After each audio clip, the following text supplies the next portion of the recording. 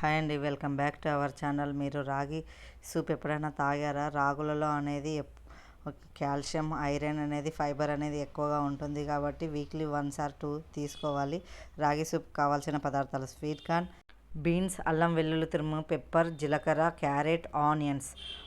ఒక గిన్నె తీసుకొని గిన్నె స్టవ్ పైన పెట్టి గిన్నె హీట్ అయిన తర్వాత ఆయిల్ వేసుకొని జీలకర్ర, అల్లం వెల్లుల్లి తురిమి వేసుకొని ఫ్రై అవ్వాలి. ఫ్రై అయిన తర్వాత ఆనియన్స్ ఫ్రై అవ్వాలి. ఫ్రై అయిన తర్వాత క్యారెట్, బీన్స్, స్వీట్ కార్న్ని ఫ్రై అవ్వాలి. మాడిపోతుంటాయి, కలుపుతూనే ఉండాలి.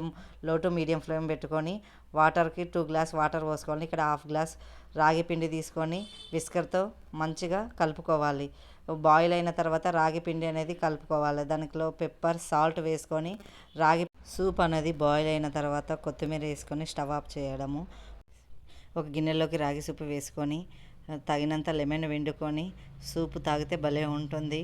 ఇక్కడ మా బాబు తాగి సూపర్ అని చెప్తున్నాడు. Okay, like and